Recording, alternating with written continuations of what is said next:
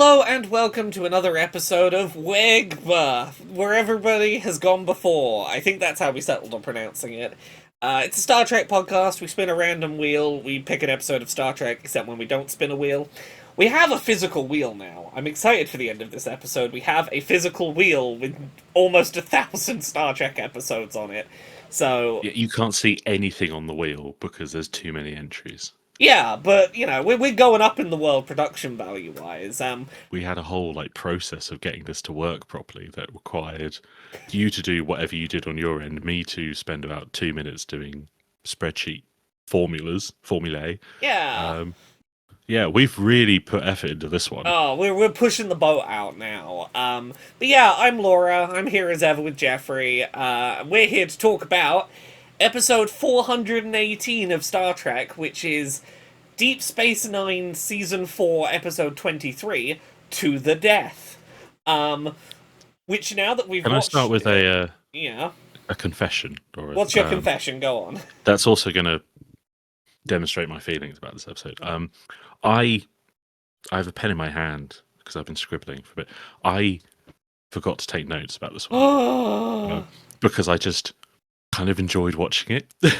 How dare you just sit and enjoy an episode of Star Trek? Yeah, how dare. I literally wrote Jeffrey Combs is here, and then that's it. Yes, this is notably the episode in which they introduce one of the Jeffrey Combs characters, Wei Yun. Clearly intended to be a one-off character, but he's so good in this episode that they had to contrive oh, this species regularly clones themselves, blah blah blah blah blah, just so they could bring Wei Yun back. Well, I don't know. I wonder whether it's just he was kind of knocking around and they needed that regular character, so they thought, well, we may as well make these characters clones because he was already playing Brunt. He'd already played another character. Maybe he was just I looked up interviews contract. about this. They fully did not intend to bring Wei Yun back until the episode aired, and everyone was like, "Wei Yun's perfect. Why did you kill Wei Yun?" Yeah, I mean, Wei Yun is really good. I don't think he's fully formed in this episode. No, but you can see the spark of brilliance in this character.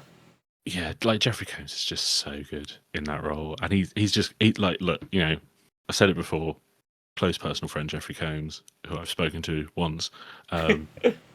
He's just great, and if there's one Vorta that you're going to bring back, it's going to be anything that Jeffrey Combs plays. I mean, I hope we one day roll the episode where he plays Wei Yun and Brunt in the same episode. I mean, we can put it on the list of someday we'll just pick it because we want to talk about it once. It's not that special. It'll only be special if fate brings us there. Yeah, maybe if I can persuade Jeffrey Combs to just come and hang out for an hour, we'll do that one. How hard could it be, But yeah, so this episode starts with some nice just chill interactions between the Deep Space Nine crew. We're on the Defiant, which it's easy to forget exists, we occasionally do away missions ship for Deep Space Nine. And they get back from pottering around space to find a big explosion has happened back at Deep Space Nine. One of the spires has completely been exploded off it. We're a whole pylon is just gone. It's just pretty big attack. There's witty repartee, and then lots of people are dead. Yeah, it's quite the whiplash to go from Worf's got his favourite chair, don't sit in it while he wants to sit there and have his prune juice, to, oh no, there's at least 100 injured, 30 missing, and 8 confirmed dead, and we're all panicking. Yeah, it's funny because the beginning is genuinely quite fun. Right? Yeah. It's not just, the crew are doing a bit of, Bashir sitting there going have a seat, Commander, and then gently slinking out of Worf's favourite seat after making a big thing about how I'm not going to move just because Worf lives here. I think it's important though, because so many other Star Trek seasons, an attack of that kind of scale might just be episode of the week stuff that happens on the ship, but they have to remind you there's meant to be lower stakes, friendly little hangout Star Trek, to sort of shock you into, we're not meant to have this many people die this quickly in a Deep Space Nine. Yeah, like Deep Space Nine is like the community-driven Star Trek, right? Like there's such a tight-knit community on the space station that if you're watching this for the first time, you're probably thinking like, "Oh, this is going to be a silly. They're off on an away mission on their little starship that is apparently the most powerful starship in the quadrant or whatever," and then suddenly it's like, "Oh no, fuck! They actually there's a major issue that it's a really strong start. It's a really I'm not going to say clever start, but it's a striking beginning to the episode. It is. And there's a couple of character choices they make at the start of this that I think are really striking as well, for like giving a sense of quite how big a deal this is back on Deep Space Nine. I really like Quark seeming genuinely distressed at the potential of like Nog was meant to be working in that bit of Spire today. I don't know where he is. Is he okay? Like, some actual concern comes out of him in a way that I like. Yeah, I mean, it happens very rarely, and when it does, it's really effective when he just shows actual concern for either Rom or Nog. And like you expect him to sit there and say, "Oh, well, he's missing, so I've lost some profits," but he's like literally just like, "No, I'm going to kill him because he's made me worry." Where's the? I fully expected it to be, where is he? I need him back at the bar to help serve drinks to all these people who are stressed and need a drink or something. But yeah, the Deep Space Nine has been attacked by some Jem Hadar forces. They had a strike team that sort of beamed over from a civilian vessel, disabled the comms of the weapons, set off a bomb. Real get in, steal some stuff, get the hell out kind of mission. I didn't write down exactly the parts that they stole, but they stole some stuff from science and reactor control and cargo bays. And it's Laura, like, come on, this is 90s Star Trek. They stole some gubbins. There was probably like microfusion something and quantum something. Like, it doesn't matter. It's all made up. The names might have pointed to what's coming, but they stole MacGuffins. They clearly needed MacGuffins for a science. But they didn't leave that long ago, so it's like, we can track the ion trails, get Starfleet in to protect Deep Space Nine. We're going through the wormhole and we're chasing those Jem Hadar down. Which is more proactive than we usually see the Deep Space Nine crew be about threats. Usually it's gone through the wormhole. Well, that's gone forever. Well, yeah, but normally it's like, well, the prophets will handle that. You know, it's interesting to see. I think this is the most warmongering we see Sisko. Yeah, like he's proper military leader in this. He takes this very personally. Yeah. Why? I don't know whether that's because it's like, oh well, they've attacked Deep Space Nine. And he's so invested in Deep Space Nine, or whether it's just I wasn't here for this. Yeah, so I'm going to be here for the next bit where we, smash shit up. But yeah, they have to follow like an ion trail or something because they only just left. So it's like, well, his ion trail will still be there, so we can. I really want this ship. Let's go get it. Yeah. But they stumble upon not the ship they're looking for. They stumble upon like a very damaged Jem Hadar ship. Yeah, and a warship because obviously like they arrived on a transport ship, so like they're like, well, it's a warship. It can't possibly be the ship we're looking for. And then they decide to save the Jem Hadar who are on the ship, which is about to explode, very Federation. Yeah. I do really appreciate that as Federation as they are. They do teleport them without any of their weapons and have the teleporter bay completely full of people with weapons to go, we saved you, but we don't fucking trust you. Well, this is 2 seasons after we've met the Jem Hadar. Yeah. And I don't think there's... I mean, I haven't watched this since December, but I don't think there's been a point where the Jem Hadar haven't been kind of shoot first and then ask absolutely no questions later. Yeah. So I think it's a justified response to we're bringing some Jem Hadar onto the ship. Let's just make sure that we are in a position to shoot them all up. You might know this better than I. I presume we have to have met Vorta before Weyoun, right? Yes. We've met. So the first. So in the first time we meet the Jem Hadar is the end of season 2, and I think in that episode, Sisko, Nog, and Jake have gone to a planet for like a holiday on the other side of the wormhole, and they get taken prisoner by the Jem Hadar, and there's a Vorta in there because they're trying to inject a Vorta spy into the Federation, and then that's when we see like everything get blown up. Yeah. So the first time we meet the Jem Hadar, we meet the Vorta, and then it's not until later that we meet the founders, the changes. I assumed we had. We've had 3 or 4. I assumed we had to have met the Vorta because, like, they're very casual about, like, the way they're talking about Ketracel White. They had to have already explained what that was to people. Oh yeah. Because So they make we've also attempt to had the explain it episode here. where they find like a baby Jemadar and they raise it and they learn loads of stuff about the Jemadar from that. Yeah. We've had, oh god, I'm having to think about this really hard, but we've definitely had like a couple of episodes where they've had significant meetings with the Vorta and Jemadar and speaking meetings, not just shooting meetings. Yeah. So yeah. Yeah, the context that kind of gets skipped over for anyone who jumps in on this episode is basically just, hey, these people have the Jem'Hadar basically relatively following their orders because they've got them addicted to basically drugs, and addiction will do a lot for keeping an army relatively in line. But Yeah, yeah, but this is the first time we see how shaky the politics of the Dominion is, which is really kind of one of the real great thrusts of this episode. And that we see obviously this is obviously a little bit later in the episode, but we see Wayoon admit that the founders don't have great control over the Jem'Hadar as we have been led to believe up to this point. I think it's pretty early in this. I think it might still be in that first conversation between Wayoon and Cisco. The conversation becomes, we may have exaggerated the founders and the Vorta's level of control we have over the Jem'Hadar. Yeah, you might be right because they go to like the mess hall, don't they, together, and they have that discussion about how they have to go after the other Jem'Hadar together. So yeah, you might be right. I don't know. This is a tough one because it's a fight episode, right?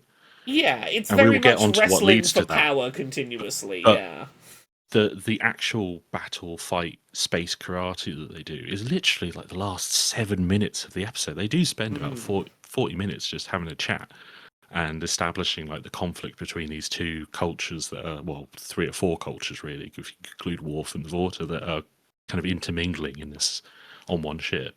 Yeah.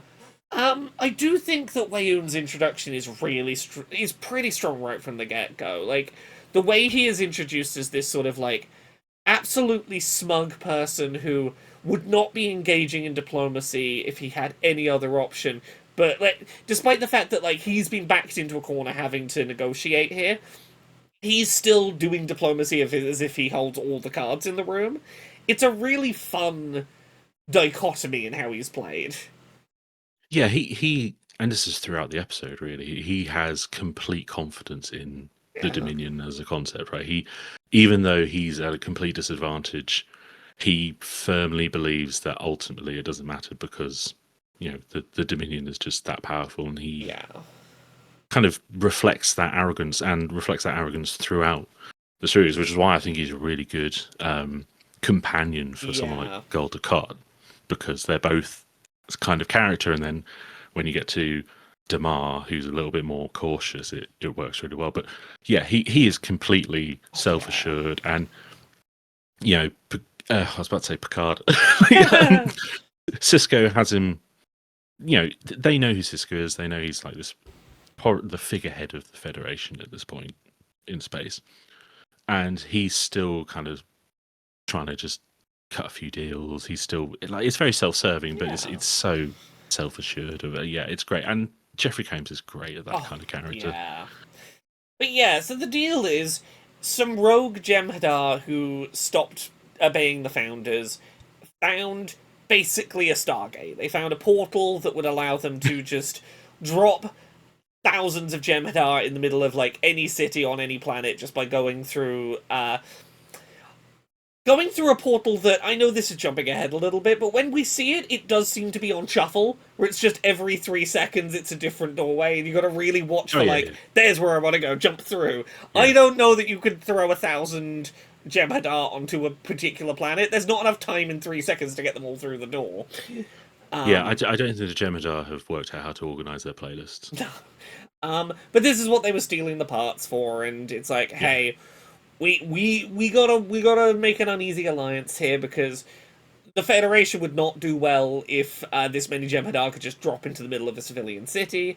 and we need your help because we've done the maths, and the Founders would be defeated in less than a year if the Jem Hadar got a hold of this technology. So, Yeah, well, he makes the yeah. point, doesn't he, that and this is, yeah, I think you're right that it's early in the episode because Mm. this is when he admits they don't have that great control because he basically says other Jem'Hadar would flock to these rebels. It is a little bit odd that Cisco's just like, yeah, go on then. When it, these are Jem'Hadar who are enemies of the Dominion to an extent, Yeah. and you'd think it would be more advantageous to try and work something out with them. But then that's not a very good episode. Yeah. I I've think it double is worth checked. pointing out. Oh, yeah? No, go on. Oh, I I double can hold checked. on It to is it. definitely the start of the episode, because it's during this first conversation he points out if we had as much control as we pretend we do over them, we wouldn't have had to get them addicted to Ketracel White in the first place. Yeah. Okay. Yeah. Yeah. I just said I could hold on to Oh, that thought. sorry. No, So it's worth. No, I remember now. It's worth pointing out that that this is not the first time we've seen Renegade Jem'Hadar. Yeah. So we're familiar with this idea. It's not a huge shock for regular viewers, and also it's not the first time we've seen an Iconian gate. This is the next generation thing from Contagion, I Yeah, believe. Worf talks about the mission and that the Romulans Yeah. found one and the Federation had to destroy it then. Yeah, Worf, who somehow, I mean, you watch the Next Generation. Worf is like this buttoned up, like model officer. How is he the biggest problem on this ship in this episode? Somehow he is a disaster just because they're like the Jem'Hadar walk in, like the Jem'Hadar and the Klingons are these very similar martial races, and the Jem'Hadar feel they're very superior. And Worf gets so annoyed by it because they call him a coward. They really push his buttons because they are. I feel like, to a degree, the Jem'Hadar are everything that historically the Klingons have told themselves they are. And specifically, I think that Worf does have some insecurity about, like, the trade-offs from Klingon standards that he made to join Starfleet. And this group does just feel like a walking reminder of, like, not only the things that the Klingons say they are but aren't necessarily, but also the things that, like, he's had to button down about himself, and he's like, no, I could still do that.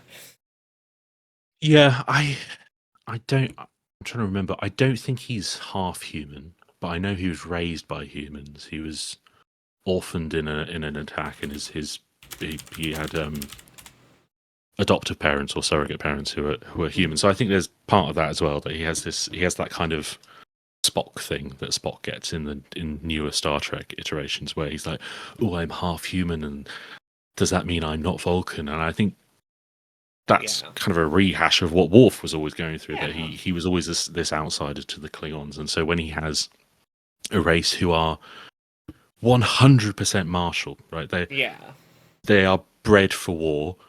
We get some really interesting and fun conversations around that. I think you're probably right. I think he does feel quite insecure next to them, and so when they call him a coward, and bearing in mind that all the Jem'Hadar are just like, oh, I can't wait to fight a Klingon. Yeah. Oh, I've been looking forward to fighting a Klingon, and they turn up and go like, this Klingon seems doesn't seem like a very good Klingon, does he? A proper one. Yeah, it's like, it's like a budget Klingon. Yeah. So they make the decision not to tell the Jem'Hadar that this gateway exists. Both Weyoun and Cisco are like, we don't want to risk them defecting and joining the defectors, so we're just going to pretend that this is like a strike attack on the people that attacked us and a destruction of like a supply depot or something. I do really like Cisco's stand up and have be the biggest man in the room up against that first Jem'Hadar. This is my ship and my command. I give the orders, not you or Weyoun. I hold you responsible for your men's actions. Like, Cisco does really pull up a lot of that, like, presence that we don't get to see out of him very often. Well, you say that. I mean, we're deep in Avery Brooks is bald and has a goatee, which is like the best Deep Space Nine. But you're right. We see a lot of Cisco being very firm, but kind of like a jovial, cool guy. We don't see this very very pointed military leader that often. Yeah. Often because his, obviously his crew is very loose. It's Yeah. very it's very communal. So you don't really Yeah. see the authority that Picard has. It's I really rare. like that a Metaclan is like, yeah, that's as it should be. Like he accepts Yes. it all. There's no conflict in that. Like Yes. every military element of this episode, the Jemadar and the Federation are kind of aligned. It's everything Mm. else that's the conflict. Yeah. It's the clash of cultures. It's this idea that they don't believe that the Federation and the people fighting in the Federation, certainly at the beginning of the episode, are kind of worth the effort of training and fighting with. I really like that, but I really like the interactions they have outside of their conversations with Wei-Yun. Hmm. I there's a couple of really good bits of snide back and forth between these crews as they get introduced to each other. Um, One of my favorite things I've ever heard in a Star Trek is in this episode, and it's when someone's making a snide comment about Odo betraying the Founders, and Odo's like, are you saying that I betrayed them? And it's the line, "It's not for us to accuse a god of betraying heaven. The gods themselves will sit in judgment over you." That's a fucking beautiful bit of writing right there. I bloody love that. Good line. Like the writers' room is having like high fives around the table when they write that. Oh, Like someone goes like that. Yeah. it's one of Yeah. those things where I want to put it on a quote, have a list of Yeah. like, someone got to go home early that day. They fucking earned their paycheck. Yeah. I really like back. So like they're training separately, and things are going wrong, and then a Metaclan's like, we won't respect you until we see you fight or we fight together. So we have to have mixed groups. And Wei-Yun's like, no, we're not doing that. And Sisko's like, yeah, fuck, whatever, we'll do it. I really like when Dax and like her Jemadar are having a chat, and the Jemadar's just like describing dwarfs from the Lord of the Rings. It's like, well, there are no women. We spring from holes in the ground. Yeah. I'm 8. How old are you? I stopped counting when I was 300. Yeah. 15 is a surprise. 20 is a venerated elder. I do like these little bits of humanizing background we get to the Jemadar, because like for any places where you might vehemently disagree with them, I think this is one of the better episodes for. They do have a pretty rough life from a pretty early point, and like they don't really have an option other than to harden into being what we see from them. Like it's not like they have a society that, as it's pointed out, they don't sleep, they don't have recreation, they don't eat, they don't drink, they have nothing outside of be the best, get your regular supply of drugs, try and come back alive. That's life. Be ready to fight 3 days after you hatch. We get like 2 or 3 of these episodes, and it's not quite enough, but they are all quite good, because the bit I really like is when a Metaclan's like, no, we know about the portal. You've tried to hide it from us, but we see that these are genuinely, for all of the absurdity in them, they are genuinely just people. Yeah, and And they have thoughts, and I really like that they don't explain how they found that out, that they just let it be a mystery. They're like, don't worry how we found it out. We know it. Don't treat us like idiots. We have to work for you, but we're smarter than you give us credit for. Yeah, exactly. I think that's what Deep Space Nine does quite well with the Jemadar broadly, because there are points later on when certain elements of the Jemadar break away from the Dominion, etc. So, and I think there's a really interesting contrast, again bringing this to modern Trek, with like the Gorn in Strange New Worlds, and the Gorn are they're all evil, they're mindless lizards. If one of them's in you, you become a mindless lizard. There's no actual exploration of the Gorn as a concept. It's just they are the enemy, they're the bad guys. Yeah. Whereas here you very much have like, this is an enemy, it is incredibly dangerous. There is everything you would expect from like a robotic enemy that you don't have to care about. And we make you care about them because we give them these humanizing factors that are very basic. The only thing I pull up is Dax being absolutely horrified by the fact there's no women in the Jemadar, and she cannot imagine like anyone having fun without women. And Like, there might be gay Jem Hadar. I mean, we see a gay Jem Hadar in Academy, while she's half Klingon. And B, like, O'Brien's like lecherous laugh when he's like, "Oh, there's no women." Like it's like some like it's so like Colomini gets it absolutely right, but that is a gross laugh that I never want to hear again in my life. But just one of the other things I really like about that humanization of the Jem Hadar is it's that scene where we're doing the practice, get into the room, set the explosive, and get out. And it's we've told you the Jem Hadar always move in packs of 3. We found 2, we couldn't find the third, meaning we couldn't secure the room, so we didn't set the explosive. I really like the Jem Hadar perspective of, in this example, there's an exception to every rule, there was not a third here. If you could not secure the room, you should have set the explosive anyway and stayed in the room to make sure no one could disable it. Like, whether you agree with that strategy or not, I think it's such a clear... I can totally see a world in which that is a logical argument that a military leader makes, is the mission comes above your personal safety, get that explosive done, or everyone's risked themselves for nothing.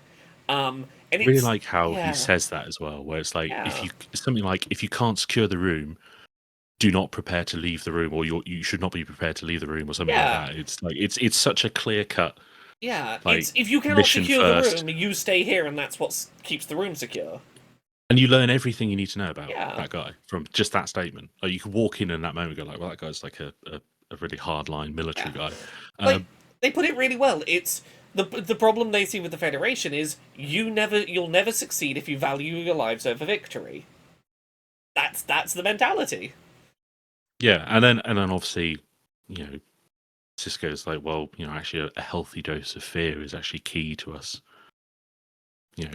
surviving and break. And again, I think this episode really does these clashes of culture, and then also kind of weeding your way into someone else's culture really well. You have the Jem Hadar who are kind of looking at the Federation, going, okay, there's some stuff here that actually sounds pretty good, and then you have like people like Dax starting to understand the Jem Hadar, going like, okay, I kind of get why you're the way you are if this is the life you've been given. And then you also have that hard line of Worf, O'Brien, who are just like, these are just the bad guys, right? It doesn't matter. Like, there is some genuine interest in, like, when there's that whole scene of the Jem Hadar just staring at Dax, like, what are you doing? I'm trying to understand you. I will need to understand you and how you think. Like, I think Dax 100% is just like, yeah, no, okay, that's how you do it. If we're gonna work better together by you staring at me, that's fine.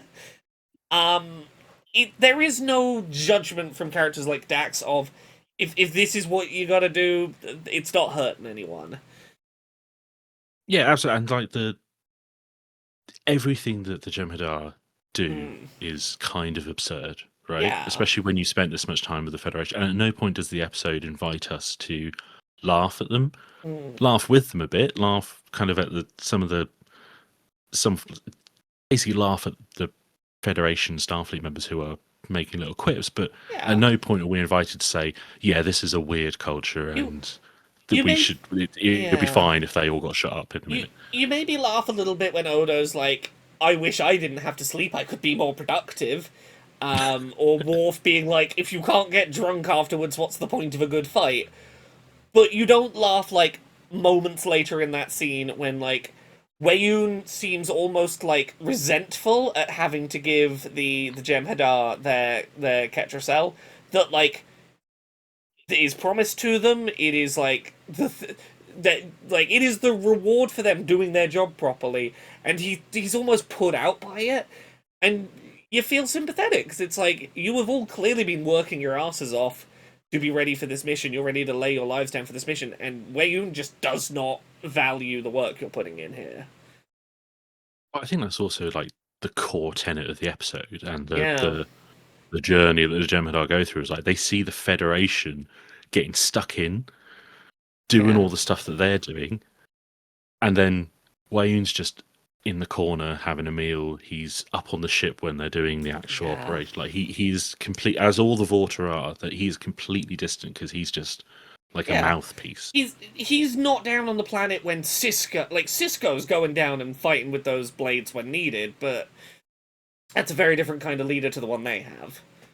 Oh yeah, and so like just to kind of move on to like Yeah. we're at the last 10 minutes of the episode, I right? suppose so, They've yeah. spent they've spent so long planning this operation and getting to know each other, and then we get to like the fight, and they get down the planet. The guns don't work, and they get ambushed, and then a Metaclan's like, I guess you want to abort. And Cisco just picks up one of those weird swords and goes, nah, fuck it, mate, let's go. Yeah. Blow shit up. and I think that's, we obviously, to skip back a little bit, a Metaclan's basically like, look, we're working together, but the moment this is over, I'm going to kill you. Yeah. And then Worf helpfully says, well, if he does that, he won't live to tell anyone about it or whatever. And Cisco's like, yeah, okay, thanks for that. Maybe stop him first. But yeah, like I think it's really important that we see Cisco being the leader that the Jem Hadar want the Vorta to be, and that's especially when we get in, someone's about to stab a Metaclan, and Cisco just jumps in front of it and gets like stabbed in the arm or whatever, and the Metaclan cannot believe that who is the person who is fundamentally his Vorta in this situation, right? That's how Cisco's positioned himself. I'm in charge of you. I am your first. Has stepped in and taken a blow for him, right? And that's had a profound impact. I explicitly stated I was going to kill you when this was done. Why did you save my life? If you have to ask that question, you'll never understand the answer. It's that is just fundamentally a difference between us. Yeah. But I think it helps that this isn't the first time in the episode that Cisco has had these moments of like, this is why I have a fundamentally different attitude towards death than you do in the Jem Hadar. Like, there's that moment early on where the fight happens in the mess hall, and the Jem Hadar gets murdered for disobeying the command structure, and Worf doesn't. And Cisco makes the point of dead men can't learn lessons. It's you may not agree, but like we think differently about death. Just a little factoid, like the Jem Hadar gets his neck snapped. Yeah. Is Brian Thompson, who's played like 9 different characters in Star Trek, like a Star Trek regular, sci-fi regular, really cool actor. And I was just looking at it going like, he's got quite prominent lips. Yeah. And I was looking at him and going like, you are in quite a lot of prosthesis, but I'm pretty sure that's you, Brian. but yeah, no, I think the thing about Cisco and a Metaclan is that Cisco lays down the law with him, but at no point does he show any kind of disrespect to him and who he is and his culture. Whereas again, that's contrasted constantly with Wayoon, who's always like, dude, shut up. I'm the adult in the room. Cisco doesn't like criticize like, oh, you shouldn't have killed that man for disobeying. That's not how we do things here. He leaves space for like, you do things the Jem Hadar way, as long as you don't step on our toes with us doing things our way, and you respect the chain of command that is you don't disrespect me, but you do what you do with your crew. He does respect it, Yeah, absolutely. But he's also like, okay, you do what you do. I completely understand that this is the way you do things, but also I'm going to explain to you why I do things this way. And again, that's another thing that Wayoon would never do. I can't remember if there's a bit in this episode, but there's certainly moments where Wayoon gets a bit shirty with someone supposedly questioning his orders, but at no point. No, I think there must be a point where someone says why. Oh yeah, he says I don't have to explain myself. Yeah, and then every time one of those. Every time a Metaclan says, "Why did you do this?" Cisco explains it to him. Yeah, and explains it to him in a way that clearly has an impact on the way a Metaclan is thinking. You don't have to agree, but I will do you the courtesy of explaining why. I will help you to understand, even if you don't agree with my commands. Yeah, I he kind of recognizes him as another leader, and a leader who could benefit from guidance in how to lead, and we obviously see that at other times. We see that with Nog all the time, where he's perfectly happy just to say to Nog, "This is how you lead. This is how you address the situation." He's treating a Metaclan with a little bit more respect than that, but still happy to say, "Look, I'll show you my working, even if the answer doesn't satisfy you." And we do see that has an effect down the line, and I think that's really. I think the way they handle those clashes of culture in that way is really, really solid. I don't think it's spectacular, but I think it's just damn good. And Oh. yeah, and then we obviously get to the Yeah. just to get to the end of the episode. They blow up the gate, the Stargate. You Yeah. very accurately said the Stargate on shuffle. Yeah. They come out and Wayne like beams down. It's like, oh, well done, guys. I can't even remember what he's talking about. Yeah, But then, and the Metaclan does- just like murks him. Just off you go. Oh. You're done, mate. We'll totally stay here and mop up the Yeah. other 100 Jemadar that I are here. disintegrate Just you us. mid-sentence, and then Yeah. as scared as Cisco looks, the Jem Hadar just goes, "Don't worry, I think there's been enough killing for one day." Yeah, but I It's do think we see delightful.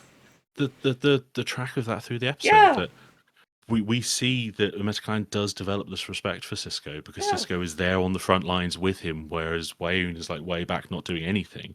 You know, Yeah. he has a profound respect for the fact that Cisco is there beating the shit out of everyone alongside him. There's just so much space karate in 7 minutes.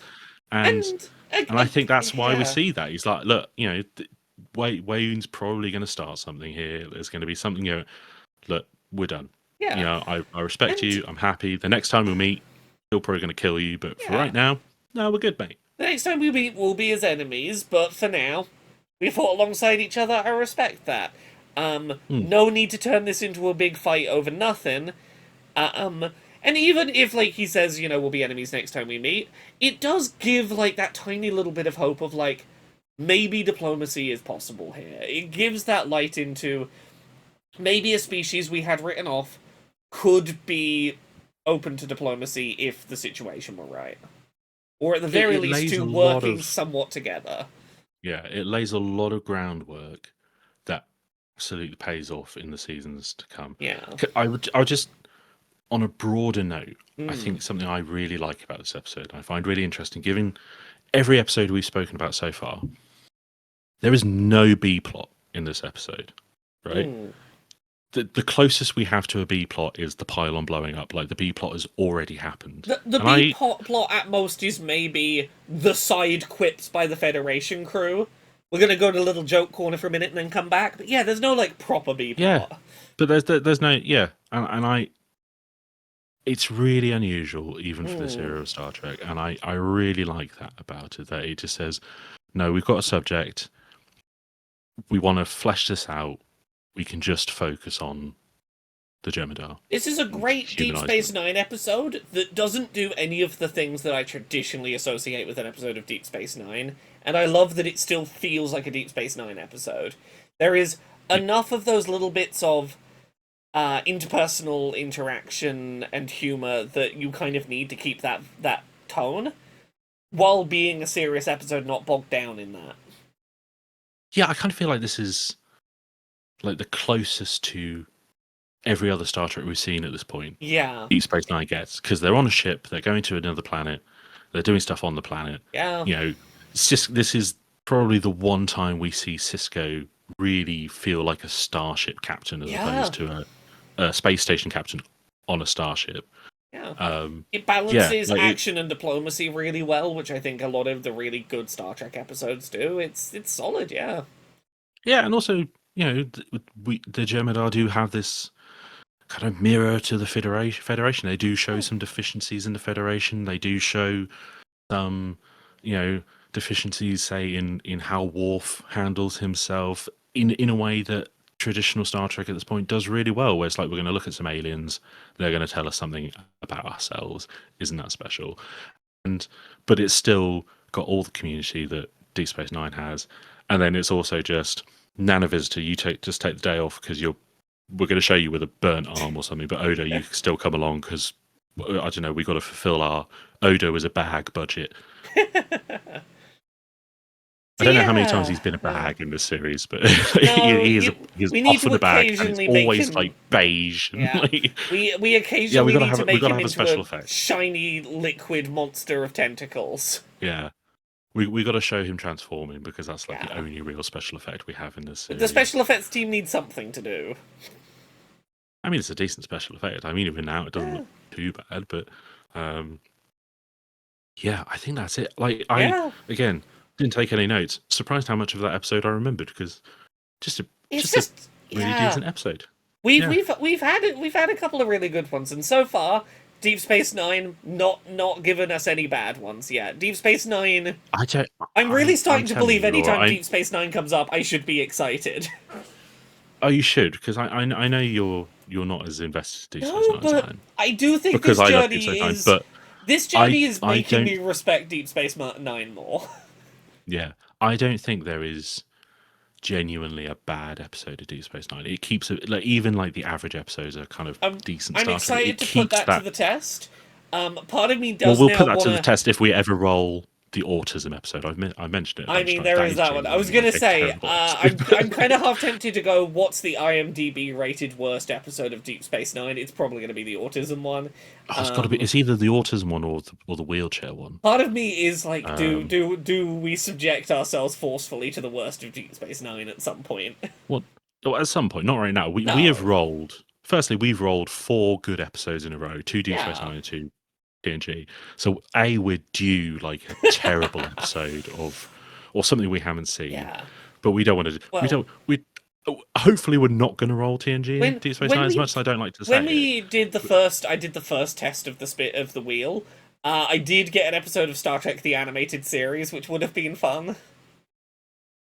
We might still get that. I don't know. We might. I was tempted to just do a roll just to see what would happen if because the wheel's the new wheels might kind of skew things a bit, but and I thought no, because I'm definitely going to roll an episode of Enterprise. I know you rolled an episode. Oh yeah, a Enterprise season 4 Enterprise episode when getting footage of the wheel. Which would probably be an alright episode, but I am curious to see how much better it gets by season 4. But it does now feel like a good time for us to delve toward that wheel. I mean, oh yeah, but I just want to say, yeah, I've told you multiple times that season 4 is like good Enterprise, Yeah. and that conviction has been shaken so much by Shockwave. I want because the those worst. episodes. I want the worst. so bad. I want the worst season 4 episode of Enterprise to get rolled, so that I watch it and go, "You telling me this is the good season? Is it?" Oh, that's probably the last one. Probably the last episode. Like it's a notorious episode. Ooh. Anyway, let's not jinx it. Let's not tempt fate by talking about Enterprise too much, and then we're going to roll Enterprise. Let's get roll the wheel and see what we get. We'll experiment with. We're going to show everyone what we get next. Oh, that was seamless. Yes, look at this. The wheel is spinning. There's so many. It's struggling. It's trying. Yeah, there's too many episodes, and it's. Deep Space Nine again. God, got another decent. This is the thing though, Laura, like, because this is technically my role, but you've rolled this. You've rolled 3 DS9s in a row.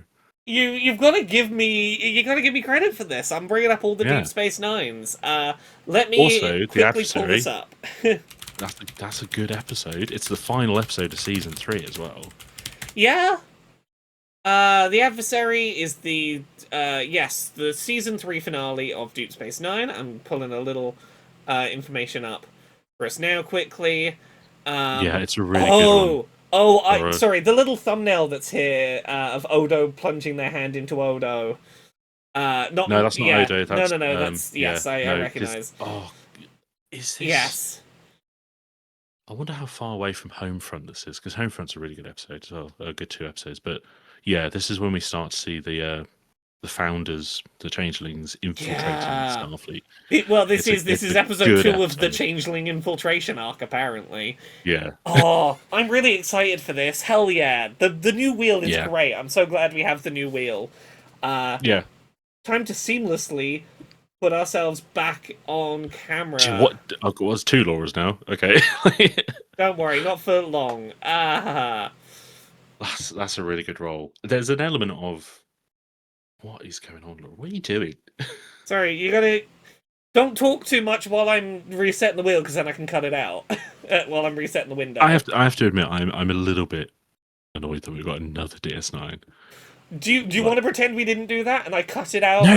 Spin it again? No. It's the premise of the show. It works really well.